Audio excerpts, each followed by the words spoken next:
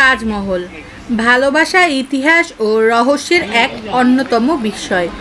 আজকে আমরা চলে গিয়েছিলাম তাজমহলে। ইন্ডিয়ার তাজমহল, আগ্রাবাদ সব কিছু দেখে এসেছি, আর তারই ডিটেল ভিডিও তোমাদের সাথে শেয়ার করছি। So guys, without further delay, let's jumping on the video. Hey guys, আসসালামু আলাইকুম। It's me Smita Pritu. Welcome to আমাদের দুনিয়া। আমি আজকে আপনাদেরকে নিয়ে যাব এমন এক জায়গায় যেটা শুধু একটা ঐতিহাসিক স্থাপনা নয়, বরং ইতিহাসের সবচেয়ে বড় স্মৃতিচিহ্ন। এমন এক জায়গা যার দেয়ালে লেখা আছে প্রেমের গল্প, যার মার্বেলে লুকিয়ে আছে একজন সম্রাটের কান্না, আর যার নাম শুনলেই চোখের সামনে ভেসে ওঠে তাজমহল। আজকের এই ভিডিওতে আমি আপনাদেরকে বলবো তাজমহলের পুরো ইতিহাস, কেন এবং কিভাবে এটি তৈরি হয়েছিল, এর স্থাপত্য ও সৌন্দর্যের রহস্য এবং অনেক রকমের অজানা তথ্য। সব কিছু পেয়ে যাবেন আজকের এই ভিডিওতে। তাজমহল অবস্থিত ভারতের উত্তরপ্রদেশ রাজ্যের আগ্রা শহরে, যমুনা নদীর তীরে। আর আজকে আমরা কিন্তু দেখতেই পাচ্ছেন চলে আসছি আগ্রা শহরে। ট্রেন থেকে নেমেই কিন্তু দেখতে পেলাম আই লাভ আগ্রা, আর এখনই চলে যাচ্ছি আগ্রার সেই সুন্দর জায়গা তাজমহলে। আর আগ্রা, এই যে লেখাটা ছিল আই লাভ আগ্রা, এটা দেখেই কিন্তু একদম তাজমহলের একটা ভাইব পাচ্ছিলাম। আর ইন্ডিয়াতে আসার পরে আজকে প্রথম ট্রেন জার্নি করলাম, যার এক্সপিরিয়েন্সও ছিল অনেক ভালো। সো আপনারা চাইলে কিন্তু দিল্লি থেকে আগ্রা আপনারা ট্রেনে করে খুব আরাম করে চলে আসতে পারেন, আর এতে করে আপনাদেরও খরচও হবে একদমই সামান্য। আগ্রাতে যখন আমরা এখন ছুটি চলছি, রাস্তার বিভিন্ন জায়গা দেখেই মনে হচ্ছিল সেই পুরানো আমলের রাজা বাদশাদের যুগে চলে যাচ্ছি, কারণ রাস্তার বিভিন্ন সাইডে দেখতে পাচ্ছেন এরকম রাজাদের ঘোড়া নিয়ে ঘোড়াশালায় বসা এরকম বিভিন্ন ধরনের সুন্দর সুন্দর ছবি রয়েছে। 2007 সালে তাজমহল নির্বাচিত হয় বিশ্বের নতুন সপ্তম আশ্চর্য প্রতীক হিসেবে। এটা কি আপনারা জানেন? আমি জানি না। ওয়ার্ল্ড হেরিটেজ সাইট যেটাকে বলে, সেটা কিন্তু হচ্ছে তাজমহল। এখন বলা যাক সেই গল্প যার জন্য তাজমহল হয়েছিল এত নাম করা। আর তার আগে একটা ব্যাপার বলে দিই, দেখতে পাচ্ছেন আমরা কিন্তু তাজমহলে যাচ্ছি, গেটের ঠিক বাইরে আছি। এখানটা অনেক ইন্ডিয়ান দোকান রয়েছে, দেখতেই পাচ্ছেন। এখানে আপনি ইন্ডিয়ার বিখ্যাত মিষ্টি থেকে শুরু করে সব পাবেন। তো তাজমহলে ঢোকার আগে, যেহেতু দুপুর গড়িয়ে এলো, আমরা কিন্তু এখানে খাবার খেয়ে নিচ্ছি।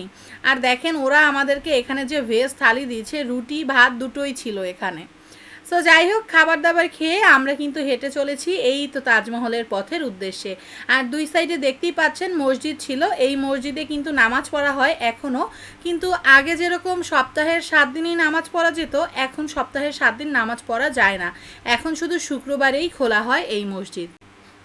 তো গাইস, তাজমহল গেটের ভিতরে প্রবেশ করতে করতে আমরা এখান থেকে কিন্তু একজন ট্যুর গাইডও ভাড়া করে নিয়েছিলাম।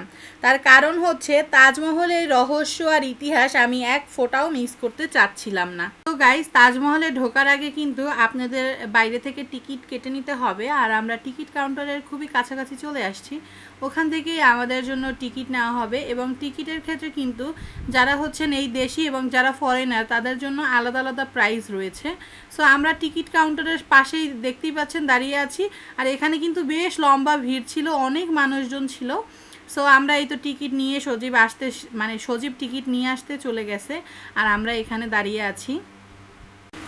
তো 3,500 রুপি দিয়ে কিন্তু আমরা এখানে একজন ট্যুর গাইড নিয়েছি, তাকে প্রায় 3,500 রুপি দিতে হবে, এবং সে আমাদেরকে তাজমহলের সব গল্প, সব প্রত্যেকটা দেয়ালে কোথায় কি আছে না আছে সব কিছু বুঝিয়ে বলবে।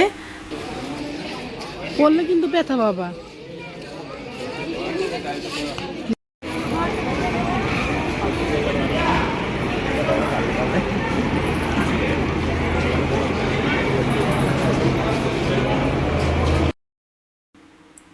1631 সালে 14তম সন্তানের জন্ম দিতে গিয়ে মমতাজ মারা গিয়েছিলেন। এই ঘটনায় শাহজাহান পুরোপুরি ভেঙে পড়েন। সম্রাট শাহজাহান তার প্রিয় স্ত্রীকে অনেক ভালোবাসতেন।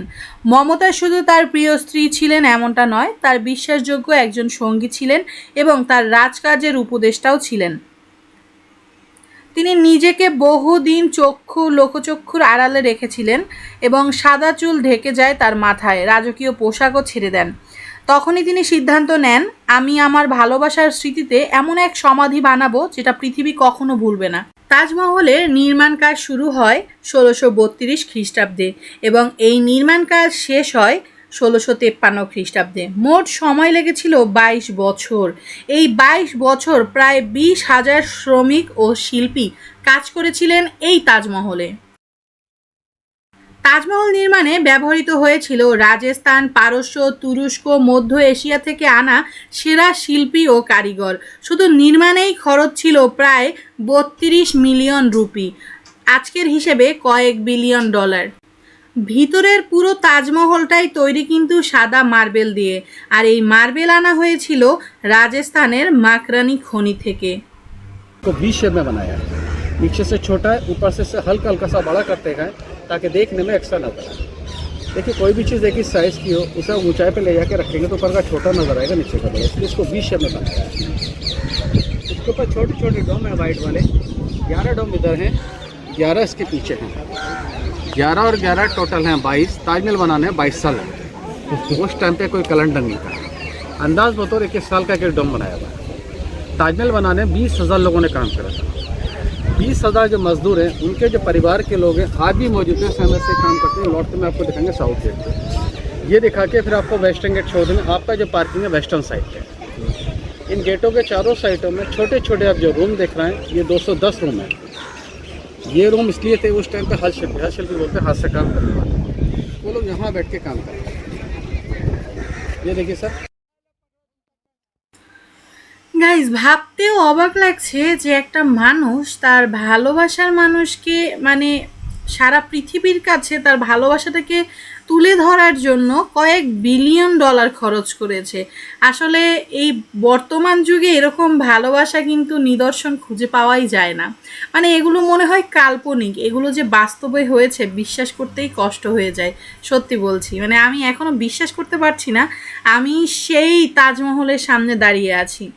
এই তাজমহলটা কিন্তু পুরোপুরি কিন্তু সাদা মার্বেল দিয়ে তৈরি, আর এই সাইডটা দেখতে পাচ্ছি আমরা মানে লাল রঙের কারুকাজ রয়েছে। साइड में छोटा गेट है, वहाँ से आम लोग होंगे। इस गेट के देखिए 4 कोने हैं, चारों कोनों के पीछे स्टेशन है। আপনারা যারা তাজমহলে ঘুরতে আসবেন এই আঙ্কেলকে কিন্তু আপনারা ভাড়া করে নিতে পারেন। উনি কিন্তু তাজমহলের প্রত্যেকটা কাহিনী আপনাদেরকে খুব সুন্দর করে বুঝিয়ে বলবে। ট্যুর গাইড এই আঙ্কেলের কাছ থেকে অনেক গল্প শুনতে শুনতে আমরা কিন্তু এখন প্রবেশ করে যাব তাজমহল দেখার উদ্দেশ্যে। সো এখান থেকে গেটটা পার হতেই চোখের মধ্যে ফুটে উঠলো এই সুন্দর তাজমহল, যেটা দেখে মন ভরে গেল। এই তাজমহলের যে বিশাল গম্বুজ, এটার উচ্চতা কিন্তু প্রায় ৭৩ মিটার, আর 4টি মিনার, সুন্দর বাগান, মার্বেলে রয়েছে খোদাই করা ফুল আর কোরআনের আয়াত।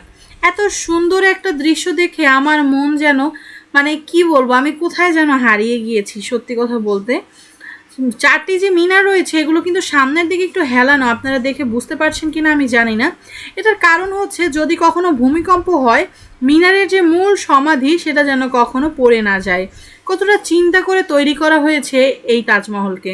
আপনি কি জানেন তাজমহল দিনে দিনে রং পরিবর্তন করে? সকালে হালকা গোলাপি, দুপুরে উজ্জ্বল সাদা, সন্ধ্যায় হালকা হলুদ, আর পূর্ণিমার রাতে সোনালি এক সুন্দর আভা দেয়। আমি বিশ্বাসই করতে পারছি না এত সুন্দর একটা জায়গায় আমি দাঁড়িয়ে আছি। সূর্যের আলো, চাঁদের আলো এবং সাদা মার্বেলের প্রতিফলনের কারণে এরকম কিন্তু বিভিন্ন ধরনের রঙে তৈরি হয়ে যায় এই সুন্দর তাজমহলটি। তাজমহল নিয়ে অনেক রহস্য রয়েছে। বলা হয় কাজ শেষ হওয়ার পর কারিগরদের হাত কেটে ফেলে দেওয়া হয়েছিল, আর এটার কারণ হচ্ছে তারা যেন দ্বিতীয়বার এরকম কিছু তৈরি করতে না পারে। এটা ইতিহাসে যারা ছিল তারা বলতো, এটার কোনো প্রমাণ নেই। আর একটা গল্প রয়েছে, শাহজাহান যখন বেঁচে ছিলেন সেই অবস্থায় উনি কালো যে তাজমহল এটাও বানাতে চেয়েছিল, আর সেটা বানাতে চেয়েছিল যমুনা নদীর পাড়ে, কিন্তু তার আগেই তার নিজের ছেলে আওরঙ্গজেব তাকে বন্দী করে ফেলে। আর দেখতেই পাচ্ছেন আমার চোখের সামনেই রয়েছে এই তো সেই যমুনা নদী। মানে দেখেই যেন চোখ জুড়িয়ে যায়, আর মনে হচ্ছিল এই সব কাহিনীগুলো আমার চোখের সামনেই যেন হচ্ছে, আমি ইমাজিন করতে পারছি। তো যাই হোক, তাজমহল থেকে বেরিয়ে এখন যাচ্ছি অনেক সুন্দর একটা জায়গায়, যেই জায়গায় সম্রাট শাহজাহান তার শেষের জীবনটা কাটিয়েছিলেন। এখন আমরা সেখানেই যাচ্ছি, আর সেটা হচ্ছে আগ্রা ফোর্ট। তো তাজমহলের আর একটা জিনিস আপনাদেরকে বলে দিই, সেটা হচ্ছে তাজমহল খোলা থাকে কিন্তু সূর্যোদয় থেকে সূর্যাস্ত পর্যন্ত, কিন্তু শুক্রবার দিন বন্ধ থাকে। এটা আমার কাছে খুব উইয়ার্ড লেগেছে, আর তার কারণ হচ্ছে তাজমহলের সামনের যে মসজিদটা রয়েছে সেটা কিন্তু শুধুমাত্র শুক্রবার দিনই খোলা থাকে, কিন্তু সেদিন কিন্তু তাজমহল বন্ধ থাকে। আর আমার যেটা মনে হয় এটার একটাই কারণ, সেটা হচ্ছে যাতে মানুষ তাজমহলের মসজিদে নামাজ না পড়তে আসতে পারে, আর এইটার জন্যই আমার মনে হয় বাধা সৃষ্টি করা হয়েছে, যেটা আমার কাছে একদমই ভালো লাগে নাই। সো এখন আমরা চলে আসছি আগ্রা ফোর্টে, আর এখন আপনাদেরকে শোনাবো এই আগ্রা ফোর্টের গল্প। আগ্রা ফোর্ট ক্ষমতা, বিশ্বাসঘাতকতা ও মুঘল ইতিহাসের এক নীরব সাক্ষী। আজকে আপনাদেরকে এই আগ্রা ফোর্টের ভিতরে নিয়ে যাব, আমি নিজেও জানবো এবং আপনাদেরকেও জানাবো এই আগ্রা ফোর্টের কাহিনী। আগ্রা ফোর্ট এমন একটা জায়গা যেখান থেকে মুঘল সম্রাট নিজের জীবনের শেষ দিনগুলো কাটিয়েছে বন্দি অবস্থায়। একদিকে যমুনা নদী আর অন্যদিকে রয়েছে তাজমহলের অপূর্ব দৃশ্য, কিন্তু মাঝখানে দাঁড়িয়ে আছে এক ভয়ঙ্কর সত্য। এই দুর্গ কিন্তু শুধু রাজকীয় বাসস্থান ছিল এমন নয়, এটা ছিল ক্ষমতার যুদ্ধ, ষড়যন্ত্র আর বিশ্বাসঘাতকতার মঞ্চ। আজকের ভিডিওতে আমরা জানব ভারতের অন্যতম এক ঐতিহাসিক দুর্গ আগ্রা ফোর্টের সম্পূর্ণ কাহিনী। তো ভিতরে ঢুকতে ঢুকতেই এখানে কিন্তু দেখতে পাচ্ছেন সিরিয়াল মেনটেন করতে হয়, টিকিট কাটতে হয়, সব কিছু কমপ্লিট করে আমরা ফাইনালি কিন্তু আগ্রা ফোর্টের ভিতরে প্রবেশ করলাম। আর তাজমহল থেকে আগ্রা ফোর্টের দূরত্ব হচ্ছে মাত্র 2.5 কিলোমিটার। মুঘল সাম্রাজ্যের প্রধান রাজধানী ছিল এই দুর্গ এবং সম্রাটদের রাজকীয় বাসস্থান, প্রশাসন ও সামরিক শক্তিরও কেন্দ্র ছিল এই জায়গাটি। 1983 সালে ইউনেস্কো কিন্তু আগ্রা ফোর্টকে ঘোষণা দিয়েছিল ওয়ার্ল্ড হেরিটেজ সাইট হিসেবে। 1526 সালের পানিপথের প্রথম যুদ্ধের পর মুঘল সম্রাট বাবর এই দুর্গটি দখল করেন, কিন্তু আগ্রা ফোর্টের আসল রূপ পায় বাবরের নাতি সম্রাট আকবরের সময়ে। সম্রাট আকবর 1556 সালে তার আদেশে পুরানো যে ইটের দুর্গটা থাকে সেই দুর্গটাকে ভেঙে নতুন করে তৈরি করা হয় এই আগ্রা ফোর্ট, এবং এটা নির্মাণের জন্য ব্যবহার করেছিল লাল বেলে পাথর, যা আনা হয় রাজস্থান থেকে। নির্মাণ শেষ হয় 1573 সালে। আর এই ফোর্ট আগ্রা ফোর্টটার যে কাজ করেছিল প্রায় 4000 শ্রমিক। আর তখনও কিন্তু আগ্রা ফোর্ট আস্তে আস্তে করেই তৈরি হয়েছিল। 500টিরও বেশি রাজকীয় ভবনের সমন্বয়ে শক্তিশালী প্রতিরক্ষা দুর্গ ও মুঘল সাম্রাজ্যের হৃদয় হচ্ছে এই আগ্রা ফোর্ট। আর এখনও কিন্তু এই আগ্রা ফোর্টের আমরা যে দেখতেছি এটা কিন্তু আমরা পুরোটা দেখতে পারবো না, কারণ এর অনেকটা অংশই কিন্তু আর্মিদের দখলে রয়েছে এবং সেটা চাইলেও আমরা সাধারণ জনগণরা ঢুকে দেখতে পারবো না। जैसे ही साउंड होगा उस गेट की आर्मी अलर्ट हो जाएगी और वहाँ से बड़े बड़े पत्थर के राउंड्स नीचे डाउन कर दिए जाते थे एनिमीज को रोकने के लिए। पत्थर में आग लगा दी जाती थी, पत्थर के बॉल दुश्मनों को मारने के लिए नीचे डाल दिए जाते थे। पत्थरों से बचने के लिए कोई दीवारों का सपोर्ट लेता है या दीवारों से लगा करते थे, तो दीवारों में दोनों साइड में होल है, दिखाई दे रहे हैं, यहाँ दोनों साइड से हॉट ऑयल डाला करते थे, गर्म तेल, दुश्मनों को फिनिश करने के लिए। ये रॉयल अस्तबल और यहाँ पर बादशाहों के रॉयल घोड़े बांधे जाते थे। जितना ऊपर जाएंगे उतना साउंड क्रिएट होता चला जाएगा। सीरियसली सर ये किला जो है डी शेप में बना हुआ है, ABCD में डी लेटर आता है, डी शेप में बना हुआ है। इसका जो एरिया है वो 2.5 किलोमीटर एरिया है, 2.5 किलोमीटर, जिसमें से 75% एरिया इंडियन आर्मी के कंट्रोल में। 75%। हम जो विजिट करेंगे ओनली 25% एरिया विजिट करेंगे। अकबर बादशाह ने जब इसे बनाना स्टार्ट किया था तब 75% प्लेस मुगल आर्मी के लिए रखा गया था, जिसमें मुगल आर्मी रहा करती थी, लेकिन इस टाइम इंडियन आर्मी के कंट्रोल में है। जो 25% है रॉयल पैलेस जहाँ पर बादशाह रहा करते थे वो आप लोग विजिट कर जाएंगे।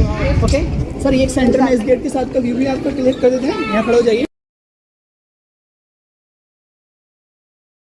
আর আগ্রা ফোর্টে আসার পর আমরা এই ভাইয়াকে ট্যুর গাইড হিসেবে বাছাই করে নিয়েছিলাম, অ্যান্ড উনিও অনেক সুন্দর করে আমাদেরকে এই আগ্রা ফোর্টের প্রত্যেকটা কাহিনী বলছিল। শুনতেই পেলেন এখানে শত্রুদেরকে মারার জন্য কিভাবে গরম তেল ঢেলে দেওয়া হতো, আগুন ছেড়ে দেওয়া হতো এবং বিভিন্নভাবে শত্রুদেরকে মেরে ফেলা হতো।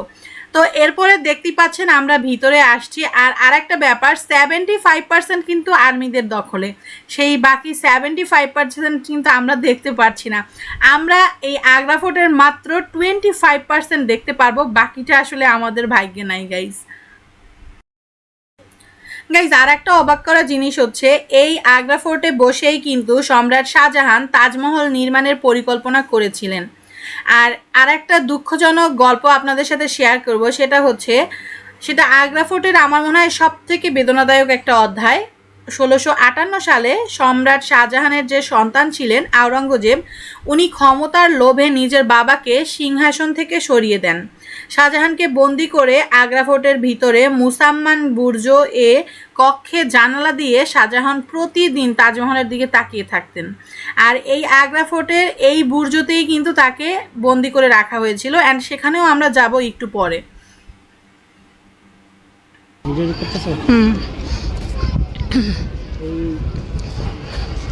ফোর্ট বিশাল ফোর্ট তো যা বুঝলাম, বিশাল মানে বিশাল।